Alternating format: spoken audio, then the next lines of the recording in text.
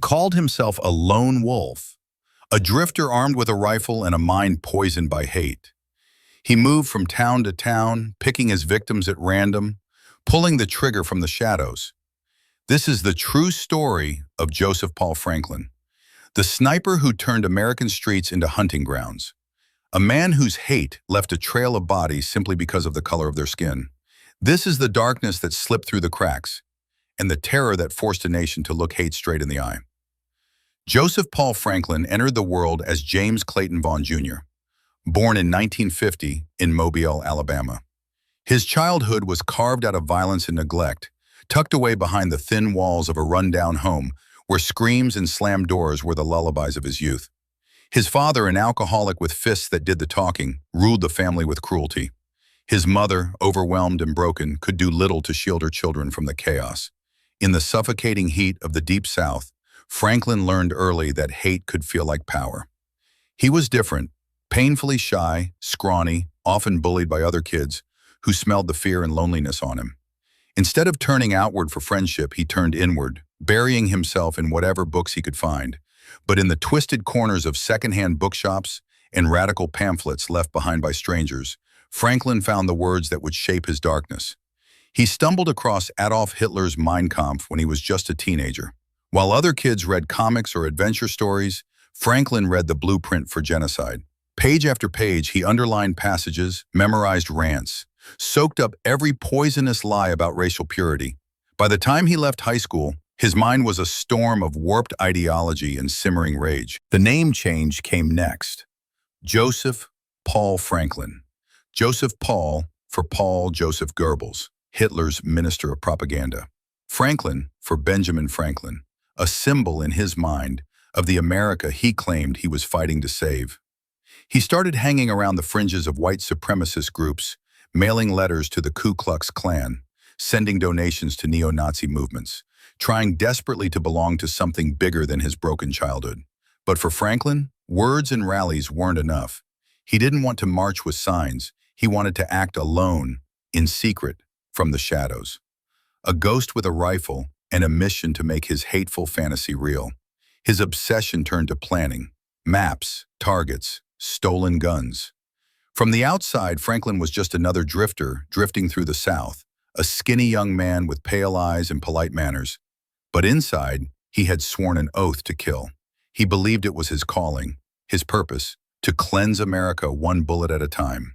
And in the years to come, that purpose would leave blood on city streets, fear in suburban neighborhoods, and heartbreak in families that never saw the sniper's eyes staring at them through the scope. By the early 1970s, Joseph Paul Franklin was no longer just another angry young man with extremist pamphlets hidden under his mattress. He was a man on the move, a drifter without roots, slipping across state lines with a cheap suitcase, a .30-06 rifle, and a plan that made him feel important for the first time in his life. He funded his private war the way many drifters feed their hunger, with crime. Franklin knocked over small banks, convenience stores, and pawn shops. He learned how to blend in, hitchhiking by day, sleeping in cheap motels by night. The stolen cash paid for motel rooms, gasoline, rifles, scopes, and boxes of ammunition. Franklin's chosen weapon was distance. A sniper's nest, a parked car, a dark corner of a parking lot. He stalked lovers in cars, worshipers leaving synagogues, people who never saw him coming. Each bullet he fired in his mind was a message, a warning shot in a race war that only he believed he was starting.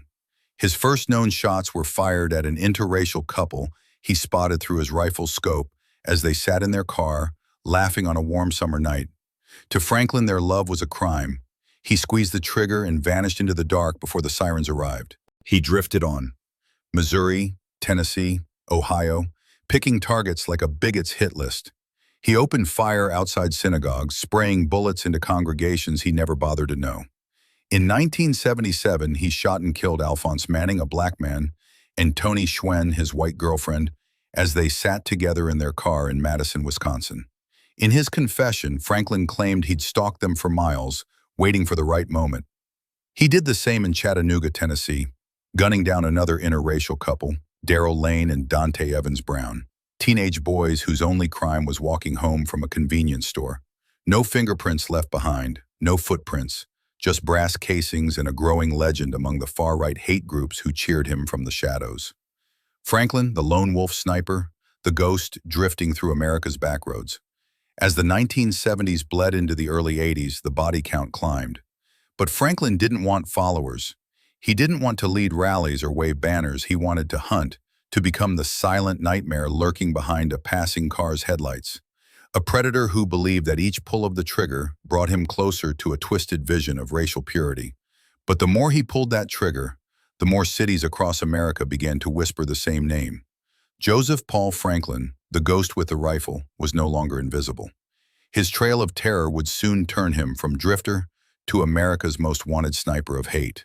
As the years passed, Joseph Paul Franklin's twisted crusade stretched like a scar across the map, from the Midwest to the Deep South, from quiet suburban neighborhoods to bustling city streets. In each town he drifted through, he left behind a whisper of dread, a sniper's bullet buried in the flesh of a stranger whose only crime was the color of their skin or the hand they chose to hold. Franklin wasn't content with just pulling the trigger. He wanted the world, or at least the world that thought like him, to know what he was doing. Between his secret killings, he wrote letters to white supremacist groups and neo-Nazi leaders, boasting of his crimes, spinning himself into a lone wolf hero of hate. He bragged about who he'd shot, who he would shoot next, and how his one-man war was meant to spark a larger race war. Communities that once felt safe began locking their doors in daylight. In St. Louis, in Chattanooga, in Oklahoma City, stories spread of interracial couples gunned down in parking lots, lovers caught in crossfire just for loving the wrong person. Franklin didn't care about names. He didn't need to know who they were. He picked them out at random. An unsuspecting couple at a drive-in theater, a man stepping into his car after church, a family walking home after a synagogue service. He targeted synagogues too. In July 1977, he opened fire on a group of worshipers in Chattanooga, wounding 2 men as they left their place of faith. It was another message carved into the American landscape with bullets and fear. Local police departments, unconnected and under-equipped, struggled to piece together the truth. No one could track a man who changed license plates like socks, slept in his car, and paid cash for cheap motel rooms. While detectives chased rumors, Franklin crossed county lines and state borders, always one step ahead, a phantom fueled by stolen money and handwritten manifestos of hate. By the early 80s, his legend had grown among extremists who whispered his name with twisted admiration, and among everyday Americans who looked over their shoulders at gas stations and parking lots, wondering if the next shadow in the dark might be the ghost with the rifle. Joseph Paul Franklin wanted to be seen as the spark that would ignite an uprising, but behind the slogans and the letters, he was just a drifter with a rifle, a coward who turned love and faith into his personal hunting ground. In 1978, Joseph Paul Franklin set his sights on a new kind of target, not a couple in a parked car or a worshiper leaving synagogue, but a man who made headlines and built an empire on scandal. Larry Flynt, publisher of Hustler magazine, a defiant provocateur who pushed America's boundaries on sex and censorship. To Franklin, Flynt's crime wasn't pornography alone. It was the interracial images splashed across the pages that fueled his hate. In March of that year, Flynt was in Georgia, attending a court hearing for an obscenity charge, a battle he'd fought more than once. Outside the courthouse, as Flynt stood chatting with his lawyer, Franklin found his vantage point. He'd traveled across states for this, packed his rifle, marked his escape routes. He waited in the shadows, watching through his scope, steadying his breathing like he had so many times before. 2 shots cracked through the morning air. Flynt collapsed onto the sidewalk, blood staining his suit, his lawyer wounded beside him. Franklin didn't linger to see if his bullets had done their work. He slipped away just as he always did, blending into the blur of traffic, his face unnoticed, his rifle tucked away under blankets in the trunk. Flynt survived the ambush, but the damage was done. The bullets ripped through his spine, leaving him paralyzed from the waist down for the rest of his life.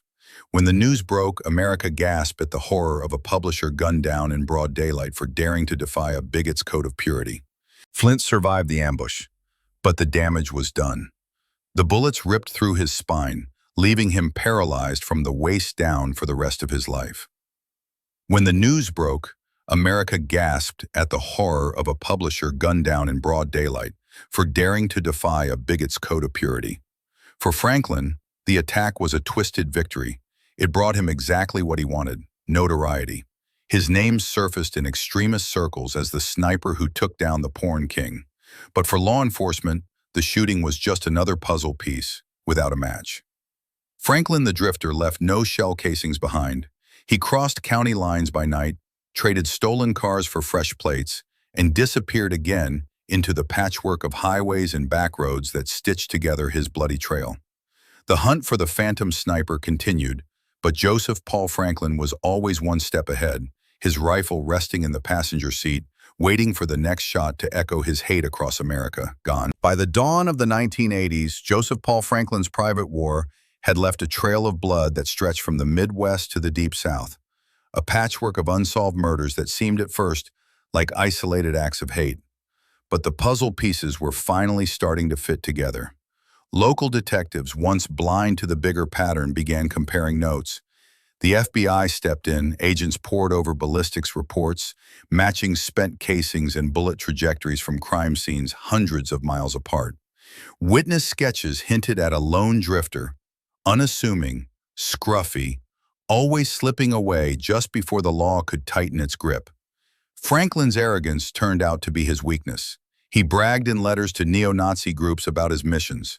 He boasted to like-minded drifters and low-level criminals, trusting that hate alone would buy him loyalty.